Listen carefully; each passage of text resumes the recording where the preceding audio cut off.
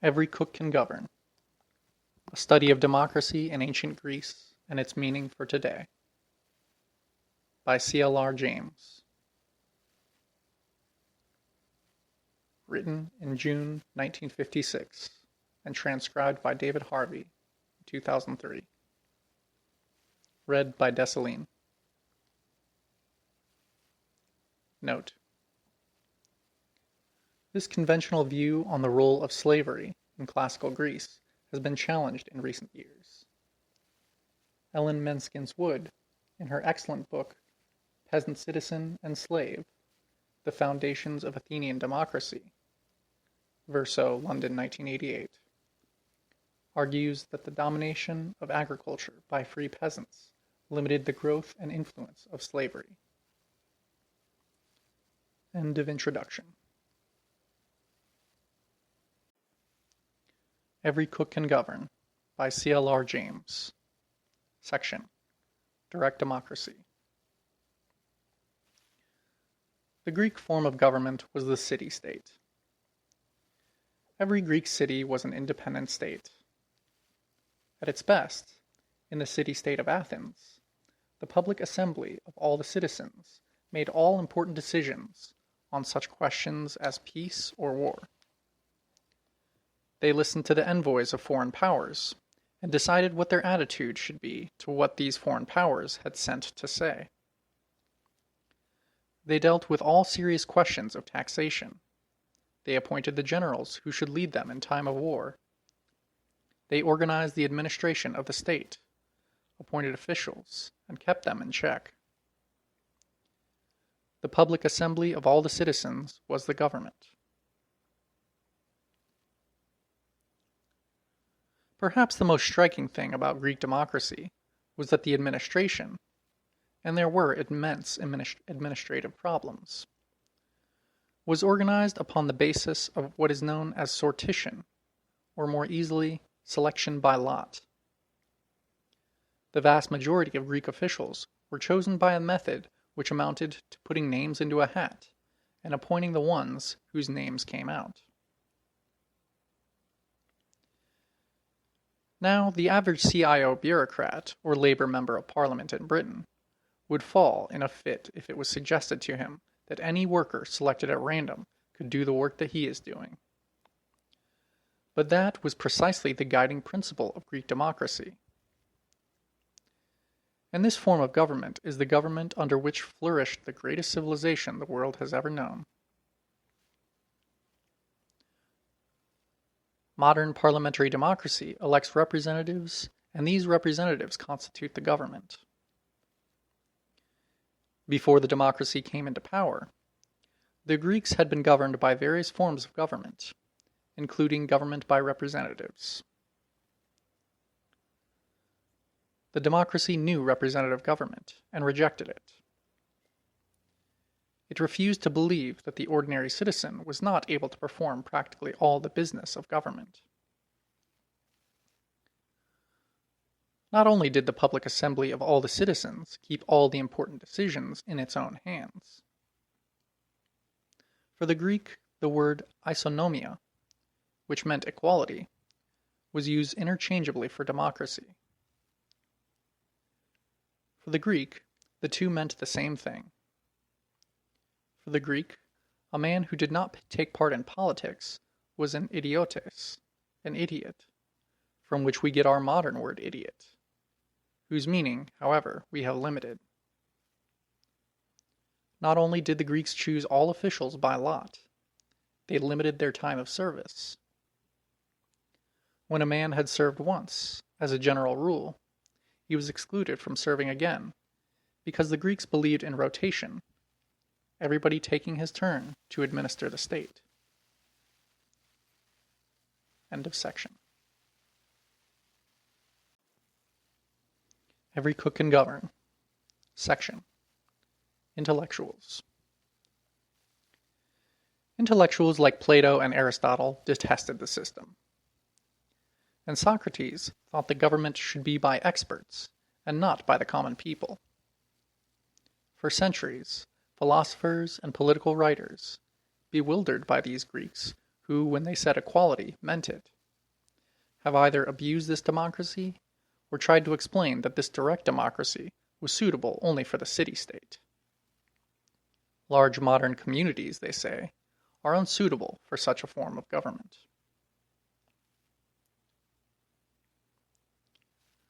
We of correspondence believe that the larger the modern community, the more imperative it is for it to govern itself by the principle of direct democracy. It need not be a mere copy of the Greek. Otherwise, we face a vast and ever-growing bureaucracy. That is why a study, however brief, of the constitution and governmental procedures of Greek democracy is so important for us today. Let us see how Greek democracy administered justice. The Greek cities for a time had special magistrates and judges of a special type, like those we have today. When the democracy came into power, about the middle of the 5th century BC, there began and rapidly developed a total reorganization of the system of justice. The quorum for important sessions of the assembly was supposed to be 6,000. The Greek democracy, therefore, at the beginning of each year, chose by lot 12 groups of 500 each. These 500 tried the cases, and their decisions were final. The Greek democracy made the magistrate or the judge into a mere clerk of the court. He took the preliminary information, and he presided as an official during the case. But his position as presiding officer was merely formal. The jury did not, as in our courts today, decide only on the facts and look to him for information on the law. They decided on the law as well as on the facts. Litigants pleaded their own case, though a litigant could go to a man learned in the law, get him to write a speech, and read it himself. The Greeks were great believers in law, both written and unwritten. But the Democrats believed not only in the theory of law, but in the principles of equity, and we can define equity as what would seem right in a given case in the minds of 500 citizens chosen by lot from among the Athenian population. End of section. Any cook can govern. Section. No experts. He would be a very bold man who would say that the system of justice was in any way inferior to the modern monstrosities by which lawyers mulct the public. Cases last interminably, going from court to court, and matters of grave importance are decided by the position of full stops and commas, or the absence of them, in long and complicated laws and regulations, which sometimes have to be traced through hundreds of years and hundreds of law books. When the Russian Revolution took place and was in its heroic period, the Bolsheviks experimented with people's courts. But they were timid, and in any case, none of these experiments lasted for very long.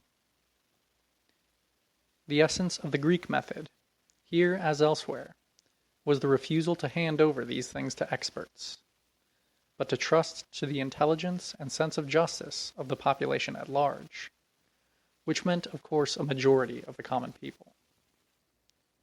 End of section. Any cook can govern. Section. The organization or government.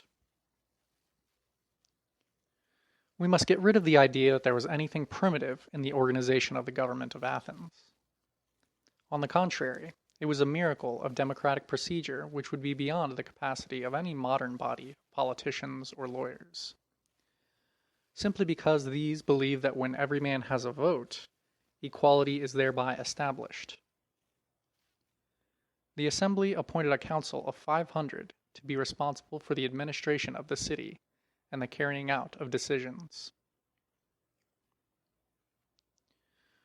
But the council was governed by the same principle of equality. The city was divided into 10 divisions, and the year was divided into 10 periods. Each section of the city selected by lot 50 men to serve on the council. all the councilors of each section held office for 1/10 of the year, so that 50 people were always in charge of the administration. The order in which the group of 50 councilors from each section of the city should serve was determined by lot.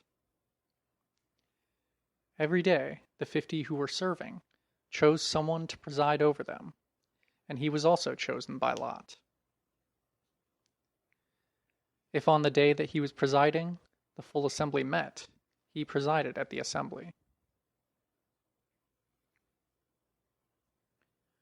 The council had a secretary and he was elected, but he was only elected for the duration of 1/10 of the year, and, no doubt to prevent bureaucracy, he was elected not from among the 50, but from among the 450 members of the council who were not serving at the time. When members had served on the council, they were forbidden to serve a second time. Thus every person had a chance to serve. And here we come to one of the great benefits of the system. After a number of years, practically every citizen had had an opportunity to be a member of the administration, so that the body of citizens who formed the public assembly consisted of men who were familiar with the business of government. No business could be brought before the assembly except it had been previously prepared and organized by the council. When decisions had to be taken, the carrying out of them was entrusted to the council. The council supervised all the magistrates and any work that had been given to a private citizen to do.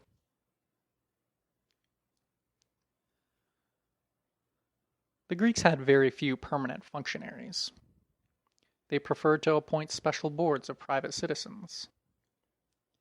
Each of these boards had its very own carefully defined sphere of work.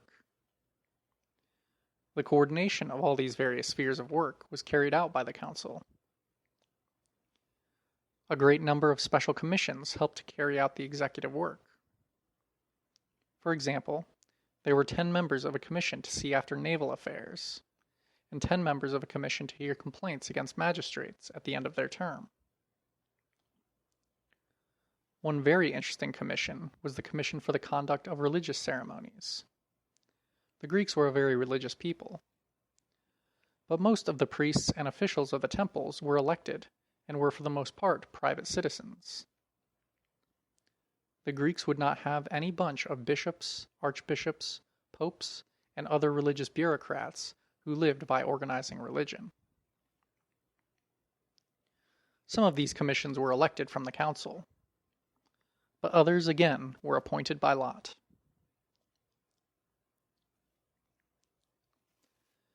At every turn, we see the extraordinary confidence that these people had in the ability of the ordinary person, the grocer, the candlestick maker, the carpenter, the sailor, the tailor. Whatever the trade of the individual, whatever his education, he was chosen by lot to do the work the state required. And yet, they stood no nonsense. If a private individual made propositions in the assembly, which the assembly considered frivolous or stupid, the punishment was severe. End of section. Any cook can govern. Section. Democratic drama. Here is some idea of the extent to which the Greeks believed in democracy and equality. One of the greatest festivals in Greece, or rather in Athens, was the festival of Dionysus, the climax of which was the performance of plays for 4 days, from sunrise to evening. The whole population came out to listen. Officials chose the different playwrights who were to compete. On the day of the performance, the plays were performed, and, as far as we can gather, the prizes were at first given by popular applause and the popular vote.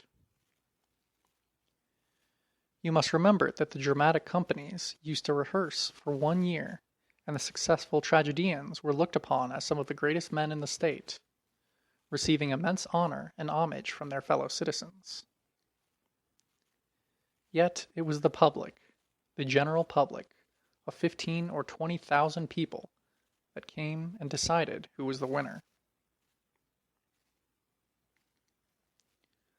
Later, a committee was appointed to decide. Today, such a committee would consist of professors, successful writers, and critics. Not among the Greeks. The committee consisted first of a certain number of men chosen by lot from each section of the city. These men got together and chose by lot from among themselves 10 men. These 10 men attended as the judges. At the end of the performances, they made their decision. The 10 decisions were placed in the hat. 5 were drawn out, and the one who had the highest vote from among these 5 received the prize. But even that does not give a true picture of the attitude of the Greeks towards democracy.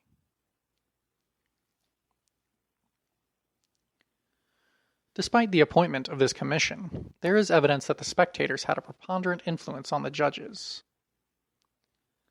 The Greek populace behaved at these dramatic competitions as a modern crowd behaves at some football or baseball game.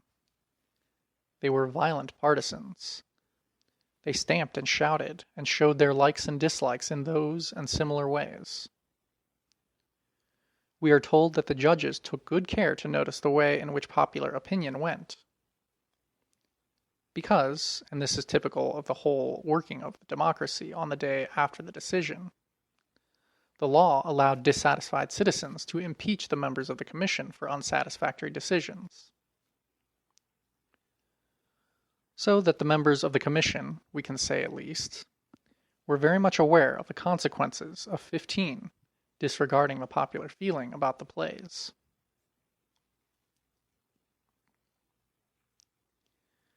Yet it was the Greeks who invented playwriting. In Aeschylus, Sophocles, and Euripides, they produced 3 tragedians who, to this day, have no equals as practitioners of the art which they invented. Aristophanes has never been surpassed as a writer of comic plays. These men obviously knew how to win the prize. They had to please the populace. Plato, the great philosopher, was, as can easily be imagined, extremely hostile to this method of decision. But the Greek populace gave the prize to Aeschylus 13 times. They were the ones who repeatedly crowned Aeschylus and Sophocles, and later Euripides as prize winners. It is impossible to see how a jury consisting of Plato and his philosopher friends could have done any better. There you have a perfect example of the Greek attitude to the capacities, judgment, and ability to represent the whole body of citizens, which they thought existed in every single citizen. End of section. Every cook can govern. Section. Slavery and women. There are many people today, and some of them radicals and revolutionaries, who sneer at the fact that this democracy was based on slavery. So it was that we have found that those who are prone to attack Greek democracy on behalf of slavery are not so much interested in defending the slaves as they are in attacking the democracy. Frederick Engels, in his book On the Family, makes an analysis of slavery in relation to Greek democracy, and modern scholars, on the whole, agree with him. In the early days, Greek slavery did not occupy a very prominent place in the social life and economy of Greece. The slave was for the most part a household slave. Later, the slaves grew in number until they were at least as many as the number of citizens.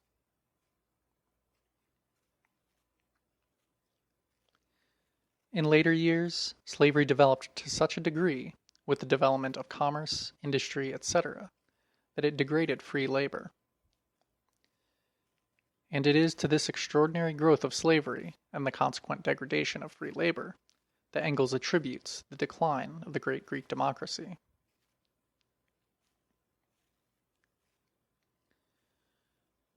However, it is necessary to say this.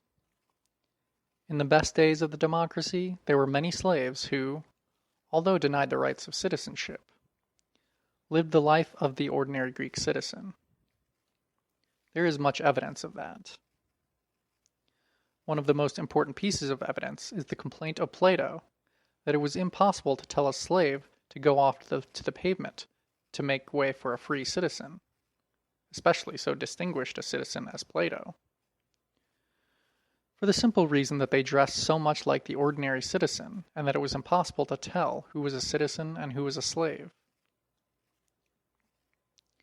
In fact, Plato so hated Greek democracy that he complained that even the horses and the asses in the streets walked about as if they had also been granted liberty and freedom. Near the end of the period of radical democracy, Demosthenes, the greatest of Athenian orators, said that the Athenians insisted on a certain code of behavior towards the slaves, not because of the slaves, but because a man who behaved in an unseemly manner to another human being was not fit to be a citizen. There were horrible conditions among the slaves who worked in the mines. But on the whole, the slave code in Athens has been described by competent authorities as the most enlightened the world has known.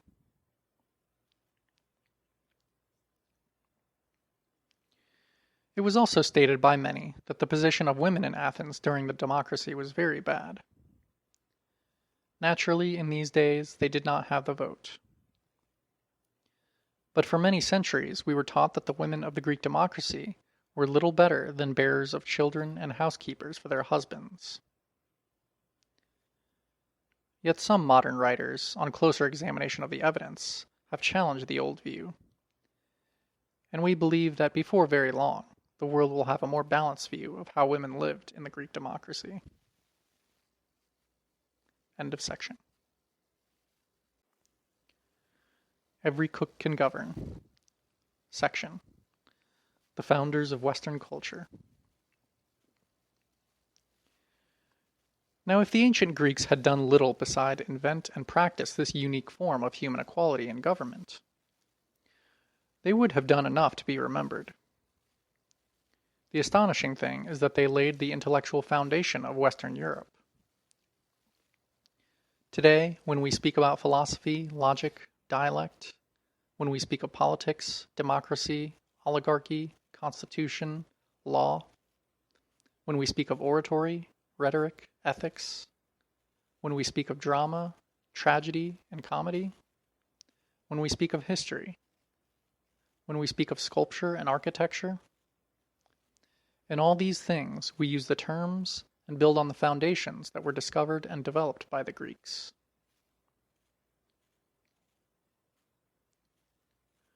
Correspondence is not sure about science, but in every other sphere of human endeavor, whatever the methods, routines, procedures, etc., that are used by people in intellectual and political association with each other, these were discovered, invented, classified, and analyzed by the people of ancient Greece.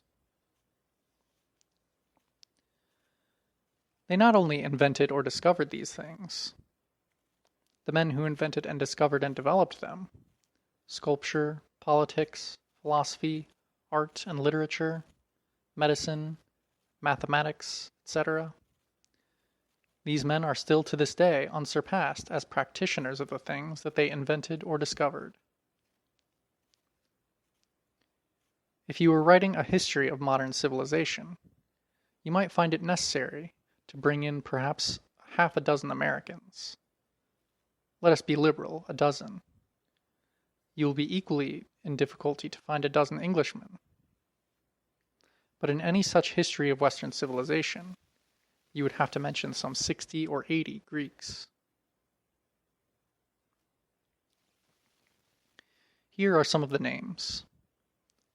Epic poetry, Homer. Dramatic poetry, Aeschylus, Sophocles, and Euripides. Comedy, Aristophanes. Lyric poetry, Pindar and Sappho, statesmen, Solon, Themistocles and Pericles, sculpture, the master of Olympia and Phidias, oratory, Demosthenes, history, Thucydides and Herodotus, philosophy, Socrates, Aristotle, and Plato, and mathematics, Pythagoras and Archimedes, medicine, Hippocrates. These are only some of the best known names. And the fact which should never be forgotten, and which indeed we should make the foundation of all our thinking on Greece, is that by far the greatest number of them lived, and their finest work was done, in the days when the Greek democracy flourished. End of section. Every cook can govern. Section. Modern comparison. This is the greatest lesson of the Athenian democracy for us today. It was in the days when every citizen could and did govern equally with any other citizen. When, in other words, equality was carried to its extreme, that the city produced the most varied, comprehensive, and brilliant body of geniuses that the world has ever known. The United States today has a population of 155 million people. In other words, 1,500 times the population of Athens. In economic wealth, any 2x4 modern city of 25,000 people probably contains 100 times or more of the economic resources of a city like Athens in its greatest days.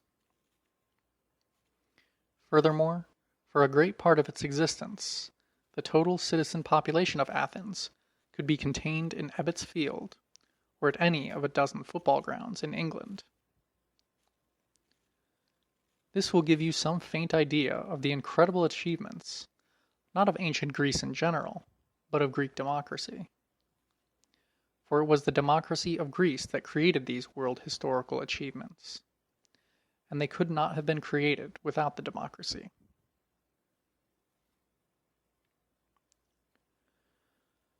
Greece did not only produce great artists, philosophers, and statesmen, at a time when their work laid the foundation of what we know as civilization. The Greeks fought and won some of the greatest battles that were ever fought in defense of Western civilization. At the battles of Marathon, Plataea, and Salamis, a few thousand Greeks, with the Athenian democrats at their head, defended the beginnings of democracy, freedom of association, etc., against the hundreds of thousands of soldiers of the Oriental despotic monarchy of Persia. In those battles in the 5th century, Oriental barbarism, which aimed at the destruction of the Greeks, was defeated and hurled back by the Greeks fighting against odds at times of over 20-1. The Oriental despots knew very well what they were doing. They came determined to crush the free and independent states of Greece. Never before and never since was so much owed by so many to so few. And as the years go by, the consciousness of that debt can only increase. End of section. Every cook can govern. Section.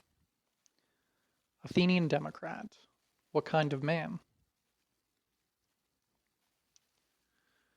This has always been an important question, but at the stage of society that we have reached, it is the fundamental question. What kind of man was this Greek democrat?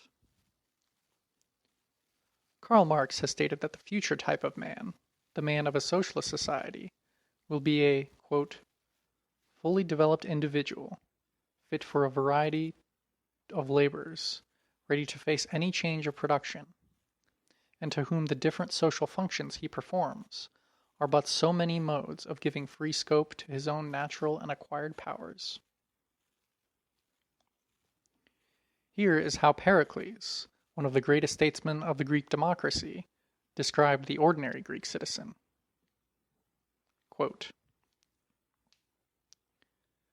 taking everything together, then, I declare that our city is an education to Greece, and I declare that in my opinion each single one of our citizens, in all the manifold aspects of life, is able to show himself the rightful lord and owner of his own person, and do this, moreover, with exceptional grace and exceptional versatility.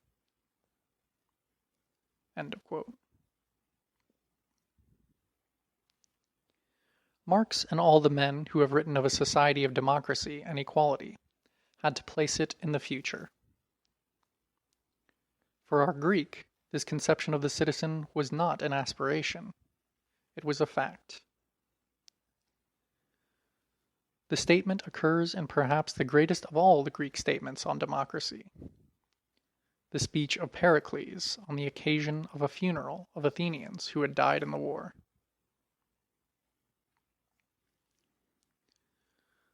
The Greek democrat achieved this extraordinary force and versatility because he had two great advantages over the modern democrat.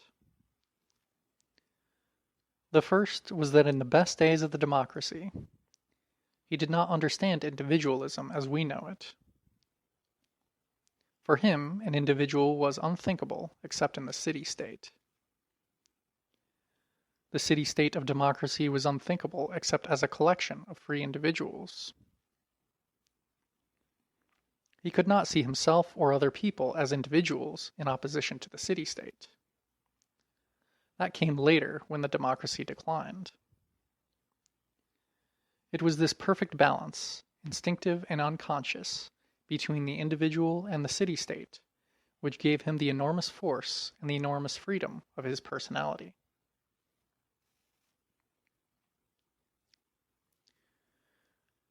Pericles shows us that freedom, the freedom to do and think as you please, not only in politics but in private life, was the very lifeblood of the Greeks.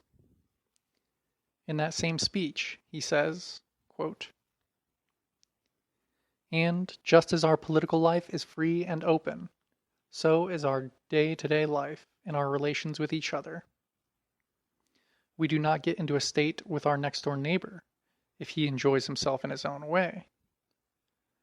Nor do we give him the kind of black looks which, though they do no real harm, still do hurt people's feelings. We are free and tolerant in our private lives, but in public affairs we keep to the law.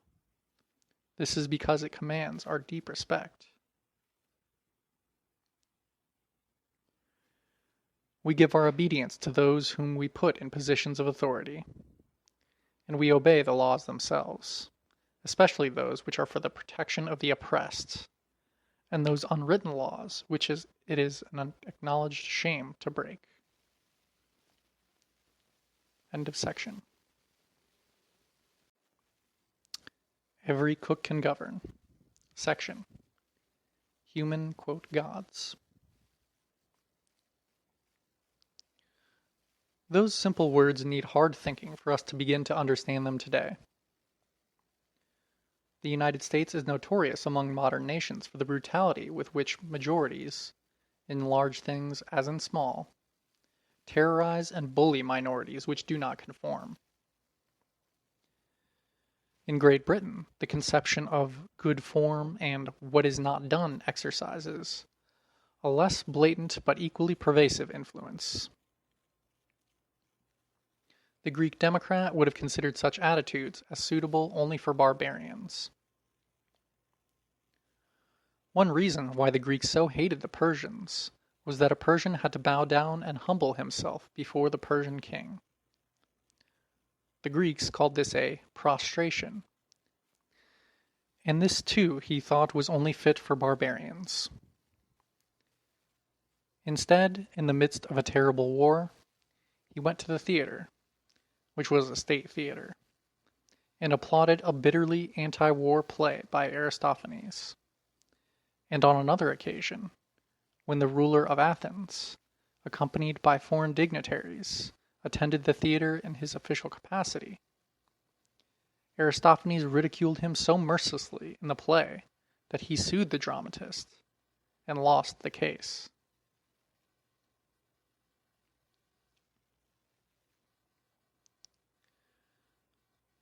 Another great advantage of the Greek democrat was that he had a religion. The Greek religion may seem absurd to us today, but any serious study of it will show that it was a great example of their genius and as their other achievements. Religion is that total conception of the universe and man's place in it, without which a man or a body of men are like people wandering in the wilderness. And the religious ideas of a people are usually a reflection and development of their responses to the society in which they live. Modern man does not know what to think of the chaotic world in which he lives, and that is why he has no religion.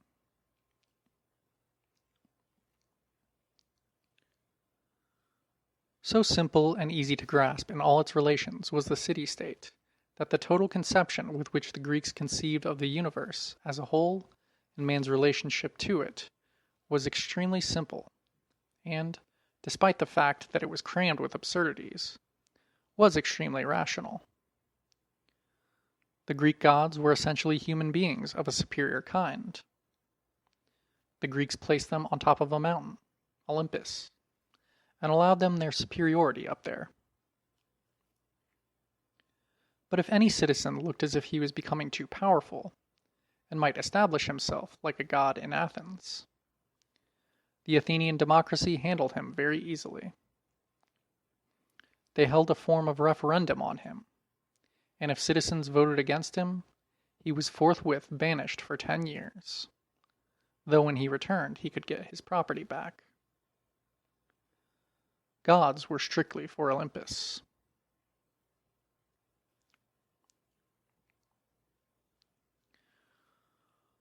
Around all religion, there is great mystery and psychological and traditional associations, which are extremely difficult to unravel. But, although the Greek no doubt recognized these mysteries, his relation to them was never such as to overwhelm him. Thus, in his relation to the state, and in his relation to matters beyond those which he could handle himself, he understood what his position was, and the position of his fellow men, in a manner far beyond that of all other peoples who have succeeded him. End of section. Every cook can govern. Section. Working politics. In strict politics, the great strength of the system was that the masses of the people were paid for the political work that they did. Politics, therefore, was not the activity of your spare time, nor the activity of experts paid specially to do it. And there is no question that in the socialist society, the politics, for example, of the workers' organizations, and the politics of the state will be looked upon as the Greeks looked upon it, a necessary and important part of work, a part of the working day. A simple change like that would revolutionize contemporary politics overnight.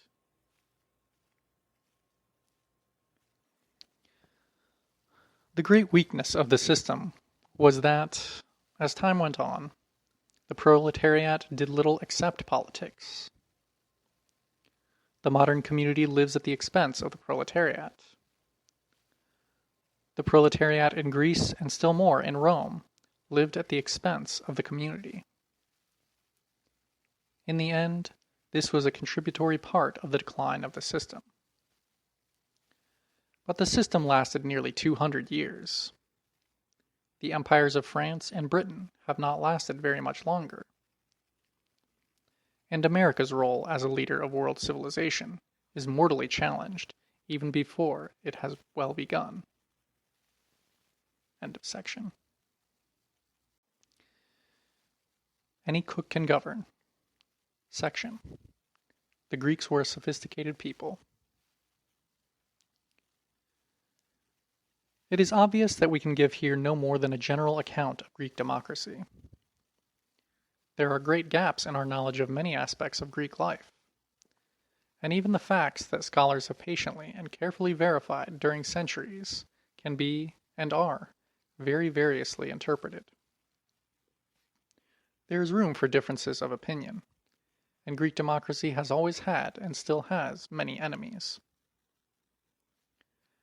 But the position we take here is based not only on the soundest authorities, but on something far more important: our own belief in the creative power of freedom and the capacity of the ordinary man to govern. Unless you share that belief of the ancient Greeks, you cannot understand the civilization they built. History is a living thing. It is not a body of facts. We today, who are faced with the inability of representative government and parliamentary democracy to handle effectively the urgent problems of the day, we can study and understand Greek democracy in a way that was impossible for a man who lived in 1900, when representative government and parliamentary democracy seemed securely established for all time. Take this question of election by lot and rotation, so that all could take their turn to govern. The Greeks, or to be more strict, the Athenians, although many other cities followed Athens, knew very well that it was necessary to elect specially qualified men for certain posts. The commanders of the army and of the fleet were specially selected, and they were selected for their military knowledge and capacity. And yet that by itself can be easily misunderstood.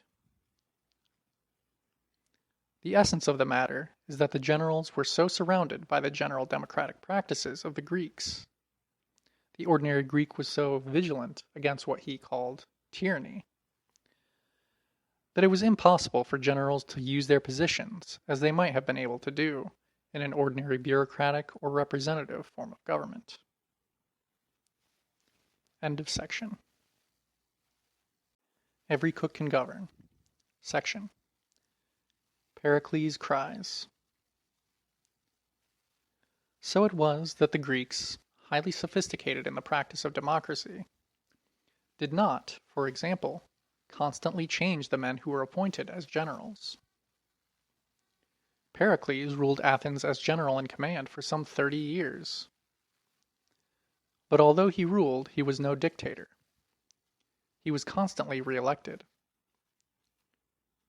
On one occasion, he was tried before the courts, but won a victory. On another occasion, Aspasia, the woman with whom he lived, was brought before the court by his enemies. Pericles defended her himself. He was a man famous for his gravity of deportment, but on this occasion, Aspasia was so hard pressed that he broke down and cried. The jury was so astonished at seeing this that it played an important role in the acquittal of Aspasia. Can you imagine this happening to a modern ruler, whether democratic or otherwise?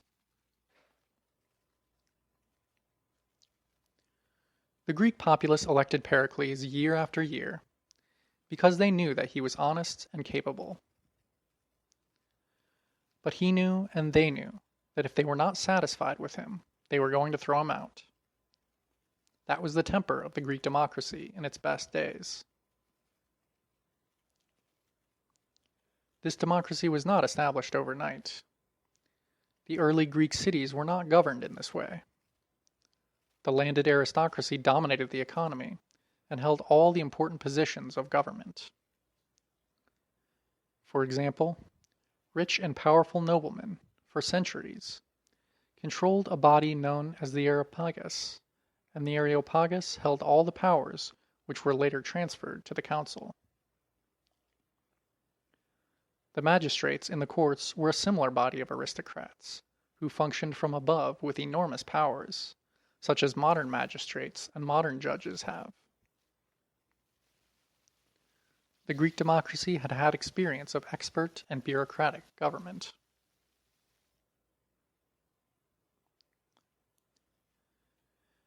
It was not that the Greeks had such simple problems that they could work out simple solutions or types of solutions which are impossible in our more complicated civilizations. That is the great argument which comes very glibly to the lips of modern enemies of direct democracy, and even of some learned Greek scholars. It is false to the core. And the proof is that the greatest intellectuals of the day, Socrates, Plato, Aristotle, and others, men of genius such as the world has rarely seen, were all bitterly opposed to the democracy.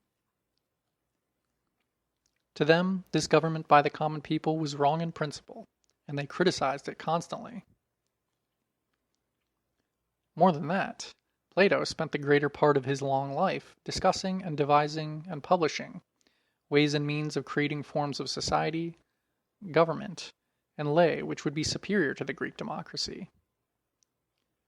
And yet, Plato owed everything to the democracy. He could think and discuss and publish freely solely because he lived in a democracy.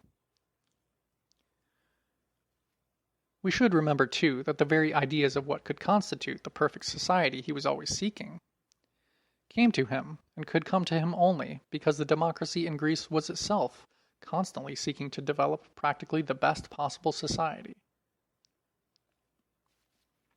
It is true that Plato and his circle developed theories and ideas about government and society, which have been of permanent value to all who have worked theoretically at the problems of society ever since. Their work has become a part of the common heritage of the Western civilization.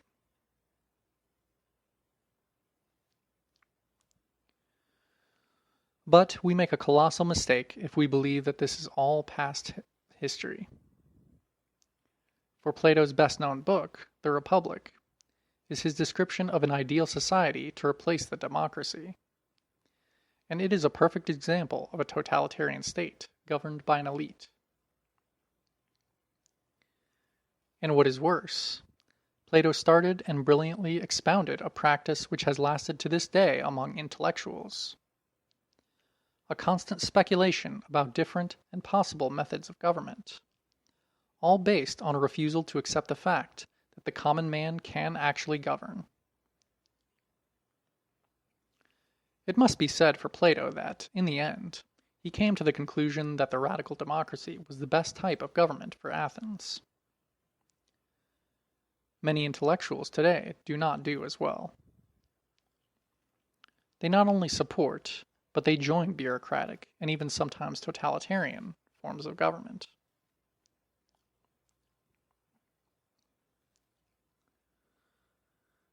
The intellectuals who through the centuries preoccupied themselves with Plato and his speculations undoubtedly had a certain justification for doing so. Today there is none. What all should study first is the way in which the Greeks translated into active, concrete life their conception of human equality. The Greeks did not arrive at their democracy by reading the books of philosophers. The common people won it only after generations of struggle. End of section. Any cook can govern. Section. How the democracy was won. It would seem that somewhere between 650 and 600 BC, the first great stage in the development of Greek democracy was reached when the laws were written down. The people fought very hard that the law should be written, so that everyone should know what it was by which he was governed. But this was not accidental. As always, what changed the political situation in Greece were changes in the social structure. Commerce, and, to a degree more than most people believed at one time, industry, the use of money, played great roles in breaking down aristocratic distinctions. And over the years there was a great social leveling, social equality, due to the growth of merchant and trading classes, due to the increase of the artisan class, of workmen in small factories, and sailors on the ships. With these changes in Greek society, the merchants made a bid for power in the manner that we have seen so often in recent centuries in European history. and also in the history of Oriental countries.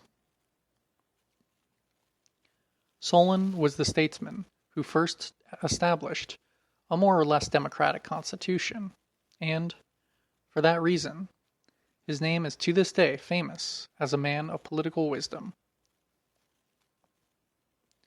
We see his name in the headlines of newspapers, written by men who we can be pretty sure have little sympathy with what Solon did. But the fact that his name has lasted all these centuries as a symbol of political wisdom is significant of the immense change in human society which he inaugurated. A few years before the end of the 6th century BC, we have the real beginning of democracy in the Constitution of Solon. End of section. Every cook can govern. Section. Solon's Constitution. The citizens of the city-state were not only those who lived in the city, but the peasants who lived around. Solon was supported by the merchants and the urban classes, and also by the peasants. The growth of a money economy, and of trade and industry, as usual, had loaded the peasants with debt, and Solon cancelled the burden of debt on them. So that in a manner that we can well understand, the growth of industry and trade, and the dislocation of the old peasant economy, provided the forces for the establishment of Solon's great constitution. It was the result of a great social upheaval.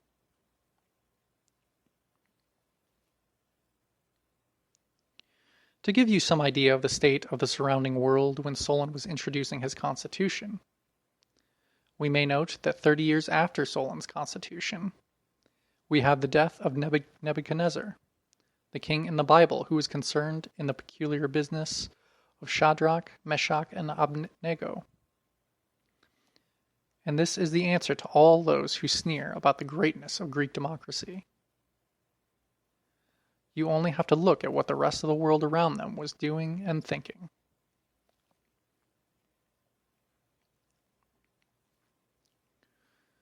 But although Solon's constitution was a great and historic beginning, the democracy that he inaugurated was far removed from the radical democracy, the direct democracy of later years.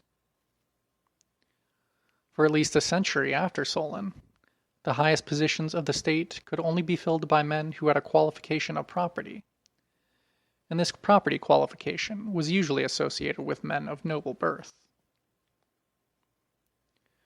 The Constitution, in other words, was somewhat similar to the British Constitution in the 18th century. The real relation of forces can be seen best perhaps in the army. In cities like Athens, the whole able-bodied population was called upon to fight its wars. Political power, when it passed from the aristocracy, remained for some decades in the hands of those who were able to supply themselves with armor and horses. End of section. Any cook can govern. Section. The power of rowers. About 90 years after Solon, there was another great revolution in Athens. It was led by a radical noble, Cleisthenes by name. Cleisthenes instituted a genuinely middle-class democracy. As in Western European history, the first stage in democracy is often the constitution. Then later comes the extension of the constitution to the middle classes and the lower middle classes. That was what took place in Greece. The great masses of the people, however, the rank and file, were excluded from the full enjoyment of democratic rights. The ordinary citizen, the ordinary working man, the ordinary artisan, did not have any of the privileges that he was to have later. The way he gained them is extremely instructive. The development of commerce gradually transformed Athens first into a commercial city, and then into a city which did a great trade in the Mediterranean and the other lands around it. But a few years after the establishment of this middle-class democracy by Cleisthenes, we have the period of the Great Persian Invasion. In 490 BC, we have the Battle of Marathon. In 480, the Battle of Salamis. And in 479, the Battle of Plataea, in which the whole population fought.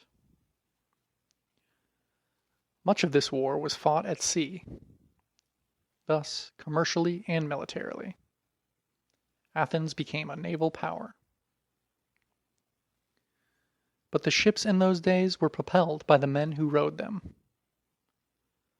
Thus the rowers in the fleet became a great social force. The Greeks always said that it was the growth of democracy which had inspired the magnificent defense of Greece against Persia. But after that victory was won, the rowers in the fleet became the spearhead of the democracy, and they were the ones who forced democracy to its ultimate limits. End of section. Every cook can govern. Section. Proletarians or Piraeus. The port of Athens was, as it is to this day, the Piraeus. There, for the most part, lived the sailors of the merchant fleet and the navy, and a number of foreigners, as takes place in every great naval port. The leaders in the popular assembly were sometimes radical noblemen, and later were often ordinary artisans. But the proletarians of the Piraeus were the driving force, and they were the most radical of the democrats. The struggle was continuous. The Battle of Plataea took place in 479 BC. A quarter of a century later, another revolution took place, and power was transferred definitely from the nobles who still retained some of it to the radical democracy. Pericles, an aristocrat by birth, was one of the leaders of this revolution. 5 years after, the lowest classes in the city gained the power of being elected or chosen for the archonship, a very high post. It was Pericles who began to pay the people for doing political work. From 458, the radical democracy continued until it finally collapsed in 338 BC. End of section. Every cook can govern. Section. Class struggle. The struggle was continuous. The old aristocratic class and some of the wealthy people made attempts to destroy the democratic constitution and institute the rule of the privileged. They had temporary success, but were ultimately defeated every time. In the end, the democracy was defeated by a foreign enemy, and not from inside. One notable feature of Athenian democracy was that, despite the complete power of the popular assembly, it never attempted to carry out any socialist doctrines. The Democrats taxed the rich heavily and kept them in order, but they seem to have understood instinctively that their economy, chiefly of peasants and artisans, was unsuitable as the economic basis for a socialized society. They were not idealists or theorizers or experimenters, but somber, responsible people who have never been surpassed at the practical business of government.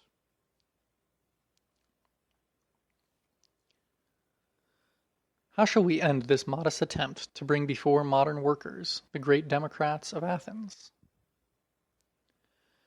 Perhaps by reminding the modern world of the fact that great as were their gifts, the greatest gift they had was their passion for democracy.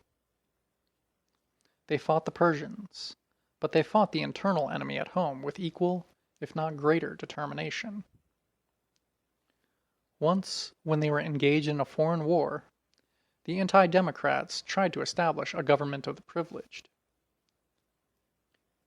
The Athenian democrats defeated both enemies, the enemy abroad and the enemy at home.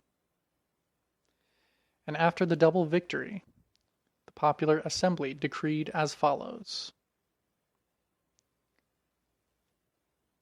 Athenian Oath, beginning of a long quote. If any man subvert the democracy of Athens, or hold any magistracy after the democracy has been subverted, he shall be an enemy of the Athenians. Let him be put to death with impunity, and let his property be confiscated to the public, with the reservation of a tithe to Athena. Let the man who has killed him and the accomplice privy to the act be accounted holy and of good and religious order.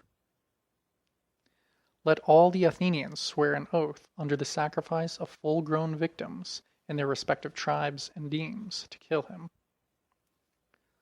Let the oath be as follows.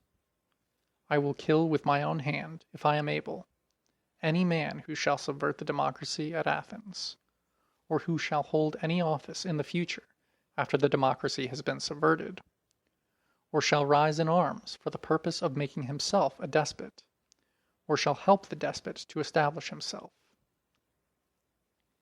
And if anyone else shall kill him, I will account the slayer to be holy as respects both gods and demons, as having slain an enemy of the Athenians. And I engage, by word, by deed, and by vote, to sell his property and make over 1/2 of the proceeds to the slayer, without withholding anything. If any man shall perish in slaying, or trying to slay the despot, I will be kind both to him and to his children, as to Harmodius and Aristogeiton and their descendants. And I hereby dissolve and release all oaths which have been sworn hostile to the Athenian people, either at Athens or at the camp at Samos or elsewhere. Let all Athenians swear this as the regular oath immediately before the festival of the Dionysia, with sacrifice and full-grown victims, invoking upon him who keeps it good things in abundance, but upon him who breaks it destruction for himself as well as for his family. End of the Athenian Oath. CLR James continues. That was the spirit of the men who created and defended the great democracy of Athens. Let all true believers in democracy and equality today strengthen ourselves by studying what they did and how they did it. End of section and end of Every Cook Can Govern.